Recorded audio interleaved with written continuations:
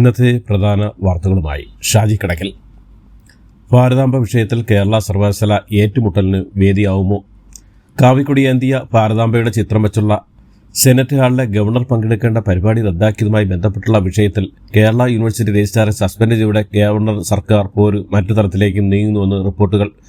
കേരള സർവകലാശാല registrar doctor KS അനിൽകുമാറിനെയാണ് vice chancellor doctor Mohanan Kunnummal suspend ചെയ്തത്. സെനറ്റ് ഹാളിലെ പരിപാടി മുൻവിധിയോടെ റദ്ദാക്കി ഗവർണറോട് അനാദരവ് കാണിച്ചെന്ന് വിമർശിച്ചാണ് രജിസ്ട്രാർക്കെതിരായ അസാധാരണ നടപടി. ഇല്ലാത്ത അധികാരം ഉപയോഗിച്ചുള്ള സസ്പെൻഷനെതിരെ കോടതിയെ സമീപിക്കുമെന്ന് രജിസ്ട്രാർ KS അനിൽകുമാർ വ്യക്തമാക്കി. കേരള സർവകലാശാല രജിസ്ട്രാറെ സസ്പെൻഡ് ചെയ്ത വൈസ് ചാൻസലറുടെ നടപടിക്കെതിരെ ഉന്നത വിദ്യാഭ്യാസ മന്ത്രി R. ബിന്ദു വൈസ് ചാൻസലർ അധികാര ദുർവിനിയോഗമാണ് നടത്തിയെന്ന് മന്ത്രി പറഞ്ഞു. RSS കൂറ് തെളിയിച്ചതിന്റെ ഭാഗമായിട്ടാണ് കേരള സർവകലാശാല VC ആസ്ഥാനത്തെത്തിയെന്നും വിദ്യാഭ്യാസ മേഖലയെ കലുഷിതമാക്കാനാണ് തീരുമാനിച്ചിട്ടുള്ളതെങ്കിൽ അത് ആ നിലയിൽ കൈകാര്യം ചെയ്യുമെന്നും മന്ത്രി കൂട്ടിച്ചേർത്തു. അതേസമയം ഉന്നത വിദ്യാഭ്യാസ മേഖലയെ തകർക്കുന്ന നിലപാടാണ് നിരന്തരം ഗവർണർ സ്വീകരിക്കുന്നതെന്നും അനാവശ്യമായ വിവാദങ്ങളും പ്രശ്നങ്ങളും ഉണ്ടാകുന്നത് നല്ലതല്ലെന്നും നിയമപരമായ കാര്യങ്ങളുമായി ഗവൺമെന്റ് മുന്നോട്ട് പോകുമെന്നും ധനമന്ത്രി KN ബാലഗോപാലും പ്രതികരിച്ചു. രജിസ്ട്രാറെ സസ്പെൻഡ് ചെയ്ത താൽക്കാലിക VC മോഹൻ കുന്നുമലിന്റെ നടപടി തള്ളിക്കളയുന്നുവെന്ന് സിൻഡിക്കേറ്റിലെ ഇടത് അംഗം G. മുരളീധരൻ. രജിസ്ട്രാറെ സസ്പെൻഡ് ചെയ്യാൻ VCക്ക് അധികാരമില്ലെന്നും രജിസ്ട്രാർക്കെതിരെ നടപടിയെടുക്കാൻ അധികാരം സിൻഡിക്കേറ്റിനില്ലെന്നും VCയുടെ ഉത്തരവിന് കീറക്കടലാസിന്റെ വില മാത്രമാണെന്നും അദ്ദേഹം വ്യക്തമാക്കി. രജിസ്ട്രാർ KS അനിൽകുമാർ രജിസ്ട്രാറായി തുടരുമെന്നും അദ്ദേഹം രാവിലെ പതിവുപോലെ ജോലിക്ക് എത്തുമെന്നും സിൻഡിക്കേറ്റ് അംഗം വ്യക്തമാക്കി. രജിസ്ട്രാറെ സസ്പെൻഡ് ചെയ്ത നടപടിക്കെതിരെ വിദ്യാർത്ഥി സംഘടനകളായ SFIയും KSUവും രംഗത്തെത്തി. മതേതരത്വവും യൂണിവേഴ്സിറ്റി നിയമവും ഉയർത്തിപ്പിടിച്ച കേരള സർവകലാശാല രജിസ്ട്രാർക്ക് നിരുപാധിക പിന്തുണ എന്ന് SFI സംസ്ഥാന സെക്രട്ടറി M. സഞ്ജീവ്. രജിസ്ട്രാറെ സസ്പെൻഡ് ചെയ്ത വൈസ് ചാൻസലർ നടപടി ഗവൺമെന്റിന്റെ RSS താൽപര്യങ്ങൾ സംരക്ഷിക്കുന്ന ഭാഗമാണെന്ന് KSU സംസ്ഥാന പ്രസിഡന്റ് അലോഷ്യസ് സേവറും പ്രതികരിച്ചു. കേരള സർവകലാശാല രജിസ്ട്രാറെ സസ്പെൻഡ് ചെയ്തതിൽ പ്രതിഷേധിച്ച് ഇടത് സംഘടനകൾ ഇന്നലെ രാജ്ഭവനിലേക്ക് നടത്തിയ മാർച്ചിൽ സംഘർഷം. കേരള സർവകലാശാല VC മോഹൻ കുന്നുമലിന്റെ നടപടിയിൽ പ്രതിഷേധിച്ച് SFIയും പിന്നീട് DYFIയും രാജ്ഭവനിലേക്ക് നടത്തിയ മാർച്ചുകളിലാണ് സംഘർഷം ഉണ്ടായത്. പ്രവർത്തകർക്ക് നേരെ പോലീസ് ജലപീരങ്കി പ്രയോഗിച്ചു. പോലീസ് സ്ഥാപിച്ച ജലപീരങ്കി പ്രവർത്തകർ മറികടന്നെങ്കിലും പിന്നീട് പിൻവാങ്ങി. സംസ്ഥാനത്തിന്റെ പുതിയ പോലീസ് മേധാവിയായി ചുമതലയേറ്റ DGP റവാഡ ചന്ദ്രശേഖരൻ രാജ്ഭവനിലെത്തി. ഗവർണർ രാജേന്ദ്ര അർലേക്കറുമായി അദ്ദേഹം കൂടിക്കാഴ്ച നടത്തി. സുരക്ഷാ ഉദ്യോഗസ്ഥന്മാരുടെ സ്ഥലമാറ്റം റദ്ദാക്കിയാൽ ഗവർണർ സർക്കാർ പോലും നിലനിൽക്കുന്നതിനിടയിലാണ് കൂടിക്കാഴ്ച. രാജ്ഭവൻ സുരക്ഷയ്ക്ക് ഗവർണർ നൽകിയ പട്ടികയിലെ ഉദ്യോഗസ്ഥരെ നിയമിക്കാത്തതിൽ അതൃപ്തി അറിയിച്ചെന്ന് സൂചന. മെഡിക്കൽ കോളേജ് യൂറോളജി വിഭാഗത്തിൽ പരിമിതികളെക്കുറിച്ചുള്ള ഡോക്ടർ ഹാരിസിന്റെ വിമർശനം ശരിവെച്ചുള്ളതാണ് വിദഗ്ധ സമിതി റിപ്പോർട്ടെന്ന് സൂചന. ഉപകരണങ്ങൾ വാങ്ങുന്നതടക്കമുള്ള സംവിധാനങ്ങളുടെ പരിമിതി പരിഹരിക്കണമെന്നും ആലപ്പുഴ മെഡിക്കൽ കോളേജ് മേധാവി ഡോക്ടർ പക്വകുമാറിന്റെ നേതൃത്വത്തിലുള്ള സമിതി നിർദ്ദേശിച്ചു. യൂറോളജി വിഭാഗത്തിൽ മതിയായ സംവിധാനമില്ലെന്നാണ് സമിതിയുടെ വിലയിരുത്തൽ. മെഡിക്കൽ വിദ്യാഭ്യാസ ഡയറക്ടർ ഡോക്ടർ വിശ്വനാഥിന് പ്രാഥമിക റിപ്പോർട്ട് കൈമാറി. അതേസമയം ഡോക്ടർ ഹാരിസ് ഉൾപ്പെടെ ആർക്കെതിരെയും റിപ്പോർട്ടിൽ അച്ചടക്ക നടപടിക്ക് ശുപാർശ ചെയ്തിട്ടില്ലെന്നാണ് വിവരങ്ങൾ. ഇന്ത്യ-US സ്വതന്ത്ര വ്യാപാര കരാർ സംസ്ഥാനത്തിന്റെ കാർഷിക മേഖലയെ ഗുരുതര പ്രതിസന്ധിയിലാക്കി നയിക്കുമെന്ന് മന്ത്രി P. പ്രസാദ്.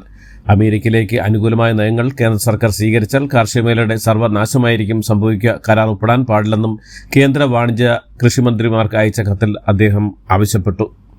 കരുവന്നൂർ ബാങ്ക് തട്ടിപ്പ് കേസിൽ CBI അന്വേഷണം വേണ്ടെന്ന് ഹൈക്കോടതി. വിചാരണ കോടതിയിൽ നടപടികൾ പുരോഗമിക്കുന്ന സാഹചര്യത്തിൽ CBI അന്വേഷണം ആവശ്യമില്ലെന്ന് കോടതി വിലയിരുത്തി. കരുവന്നൂർ ബാങ്കിലെ മുൻ ജീവനക്കാർ നൽകിയ ഹർജി ഹൈക്കോടതി തീർപ്പാക്കി. ക്രൈംബ്രാഞ്ചിനെ കൂടാതെ കേസ് അന്വേഷിക്കുന്ന EDയും കേസിൽ കുറ്റപത്രം നൽകിയിട്ടുണ്ട്.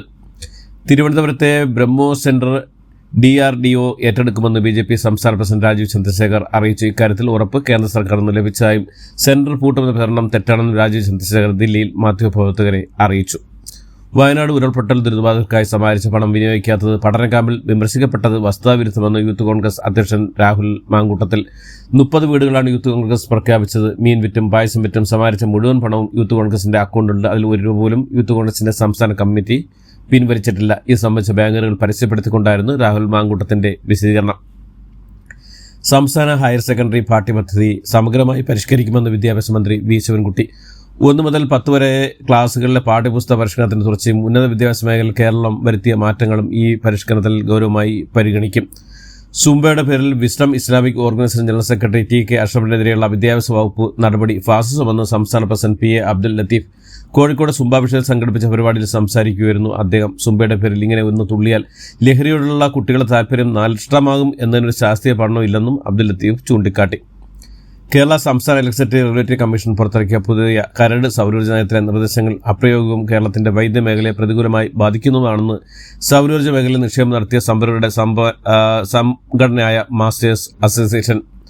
ഊബർ, ഓല, റാപ്പിഡോ, ഇൻഡോ ഡ്രൈവ് തുടങ്ങിയ ഓൺലൈൻ ടാക്സികൾക്ക് തിരക്കേറിയ സമയങ്ങൾ അടിസ്ഥാന നിരക്കിന്റെ ഇരട്ടി വരെ ഈടാക്കാൻ കേന്ദ്ര സർക്കാർ അനുമതി നൽകി. നിലവിൽ ഇത് 1.5 ഇരട്ടിയായിരുന്നു. ഇത് യാത്രക്കാർക്ക് വലിയ തിരിച്ചടിവുമാണെന്നാണ് വിലയിരുത്തൽ. റോഡ് ഗതാഗത ഹൈവേ മന്ത്രാലയം പുറത്തിറക്കിയ പുതിയ മാർഗനിർദ്ദേശം അനുസരിച്ചാണ് ഈ മാറ്റം. ആലപ്പുഴ ജില്ലയിലെ ഓമനപ്പുഴയിലെ അച്ഛൻ മകളെ കൊലപ്പെടുത്തി. ഏഞ്ചൽ ജാസ്മിൻ ആണ് കൊല്ലപ്പെട്ടത്. പ്രതിയായ അച്ഛൻ ജിസ്മോൻ എന്ന ഫ്രാൻസിസ് പോലീസ് കസ്റ്റഡിയിലാണ്. ചൊവ്വാഴ്ച രാത്രിയാണ് സംഭവം ഉണ്ടായത്. നിലമ്പൂരിൽ ഉപതെരഞ്ഞെടുപ്പിന് പിന്നാലെ കോൺഗ്രസ് നേതൃത്വത്തിലുണ്ടായ ക്യാപ്റ്റൻ മേജർ തർക്കം KPCC ഭാരവാഹികളുടെയും DCC പ്രസിഡന്റുമാരുടെയും യോഗത്തിലും ചർച്ചയായി. നേതാക്കൾ പ്രതികരണം മിതത്വം പാലിക്കണമെന്നും യോഗത്തിൽ പരാമർശം ഉയർന്നു. സഹോദരന്റെ വിവാഹത്തിന് ബിരിയാണി വെക്കാനെന്ന് പറഞ്ഞ് വാടകയ്ക്കെടുത്ത ബിരിയാണി ചെമ്പ് ഉരുളിയും ആക്രിക്കടയിൽ വിറ്റ യുവാവിനെ പോലീസ് തിരിച്ചറിഞ്ഞു. താമരശ്ശേരിയിൽ വാടകയ്ക്ക് താമസിക്കുന്ന യുവാവാണ് വിദഗ്ധമായി മോഷണം നടത്തിയത്. പോലീസ് നിർദ്ദേശത്തെ തുടർന്ന് ആക്രിക്കട ഉടമ ചെമ്പും പാത്രങ്ങളും ഉടമയ്ക്ക് തിരികെ നൽകി. പൂനൂരിലെ ആക്രിക്കടയിൽ സാധനം വിറ്റ് യുവാവ് മുങ്ങിയെന്നാണ് മനസ്സിലായതോടെയാണ് താമരശ്ശേരി പോലീസിൽ പരാതി നൽകിയത്. എറണാകുളം ജനറൽ ആശുപത്രിക്ക് ചികിത്സാ പിഴവ് പരാതി. പ്രസവ ശസ്ത്രക്രിയയ്ക്ക് വിധേയയായ യുവതിയുടെ വയറ്റിൽ നൂലിന്റെ അവശിഷ്ടങ്ങൾ കണ്ടെത്തിയെന്നാണ് പരാതി. എന്നാൽ ആരോപണം ആശുപത്രി അധികൃതർ നിഷേധിച്ചു. ശസ്ത്രക്രിയയ്ക്ക് ഉപയോഗിക്കുന്ന നൂലാണെന്നും അത് അലിഞ്ഞ് തൊലിയോട് ചേരാൻ 1 വർഷം വരെ സമയമെടുക്കാറുണ്ടെന്നും ഡോക്ടർമാർ പ്രതികരിച്ചു. തെലങ്കാനയിൽ മരിച്ച നിലയിൽ കണ്ടെത്തി മലയാളിയായ യുവ സന്യാസിയുടെ മരണത്തിൽ ദുരൂഹതയെന്ന് ബന്ധുക്കൾ ആരോപിച്ചു. നേപ്പാളിൽ നിന്ന് കേരളത്തിലേക്ക് യാത്രത്തെ ശനിയാഴ്ചയാണ് തെലങ്കാനയിലെ കമ്പം സ്റ്റേഷനിൽ റെയിൽവേ ട്രാക്കിലാണ് തൃശൂർ മാങ്ങാട് സ്വദേശി ശ്രീ ബിൻ എൻ ബ്രഹ്മാനന്ദഗിരിയെ മരിച്ച നിലയിൽ കണ്ടെത്തിയത്. ഫോൺ ചോർത്തൽ നിയമവിരുദ്ധമാണെന്ന് മദ്രാസ് ഹൈക്കോടതി. കുറ്റകൃത്യം തടയാനെന്ന പേരിൽ ഫോൺ ചോർത്തുന്നത് ഭരണഘടനാ വിരുദ്ധമാണെന്നാണ് മദ്രാസ് ഹൈക്കോടതി വ്യക്തമാക്കിയിരിക്കുന്നത്. കൊൽക്കത്തയിൽ നിയമ വിദ്യാർത്ഥിനിയെ കൂട്ടബലാത്സംഗം ചെയ്ത കേസിൽ വിവാദ പരാമർശമായി പ്രതിഭാഗം വക്കീൽ നടന്നത് ബലാത്സംഗമാണോ എന്ന് താൻ സംശയിക്കുന്നതായും പ്രധാന പ്രതി മനോജ് മിശ്രയുടെ ശരീരത്തിൽ ലവ് ബെറ്റിന്റെ പാടുകൾ കണ്ടെന്നുമാണ് അഭിഭാഷകനായ രാജു ഗാംഗുലിയുടെ ആരോപണം. കരസേനയുടെ ശക്തി കൂട്ടുന്നതിന്റെ ഭാഗമായി ഇന്ത്യ വാങ്ങിയ അപ്പാച്ചെ ഹെലികോപ്റ്ററുകളുടെ ആദ്യ ബാച്ച് ഈ മാസം ലഭിക്കും. അമേരിക്കയുമായുള്ള $60 കോടി കരാറിന്റെ ഭാഗമായാണ് 6 അപ്പാച്ചെ AH-64E ഹെലികോപ്റ്റർ വാങ്ങാൻ തീരുമാനിച്ചത്. 2015 ഒപ്പിട്ട കരാർ പ്രകാരമാണ് ഇവ വാങ്ങിയത്. 2000 കോടി രൂപ ആസ്തിയുള്ള അസോസിയേറ്റ് ജേണൽ ലിമിറ്റഡ് കൈവശപ്പെടുത്താൻ കോൺഗ്രസ് പാർലമെന്റ് പാർട്ടി ചെയർപേഴ്സൺ സോണിയാഗാന്ധിയും ലോക്സഭയിലെ പ്രതിപക്ഷ നേതാവുമായ രാഹുൽ ഗാന്ധിയും ഗൂഢാലോചന നടത്തിയതായി പ്രത്യേക CBI കോടതിയിൽ എൻഫോഴ്സ്മെന്റ് ഡയറക്ടറേറ്റ് വ്യക്തമാക്കി. റഷ്യയുമായുള്ള ബന്ധന പേരിൽ ഇന്ത്യക്കും ചൈനയ്ക്കെതിരെ വമ്പൻ നികുതി ചുമത്താനുള്ള നീക്കവുമായി US. ബംഗ്ലാദേശ് മുൻ പ്രധാനമന്ത്രിയും അവാമി ലീഗിന്റെ നേതാവുമായ ഷെയ്ഖ് ഹസീനയ്ക്ക് 6 മാസം തടവ് ശിക്ഷ വിധിച്ച ധാക്കയിൽ അന്താരാഷ്ട്ര ക്രൈംസ് ട്രിബ്യൂണൽ കോടതി അലക്ഷ്യവുമായി ബന്ധപ്പെട്ട് ജസ്റ്റിസ് ഗുലാം മുർത്തുസ മസൂംദാർ അധ്യക്ഷനായ 3-അംഗ ബെഞ്ചാണ് ബുധനാഴ്ച വിധി പുറപ്പെടുവിച്ചത്. 2020 ശേഷമുള്ള ഏറ്റവും വലിയ പിരിച്ചുവിടലിന് മൈക്രോസോഫ്റ്റ് ഒരുങ്ങുന്നതായി റിപ്പോർട്ടുകൾ. ജീവനക്കാരിൽ 4% പേരെ കമ്പനി പിരിച്ചുവിടുന്നതാണ് റിപ്പോർട്ടുകൾ. ഏകദേശം 9100 പേർക്ക് ജോലി നഷ്ടമാകുമെന്ന് കണക്കുകൾ വ്യക്തമാക്കുന്നു.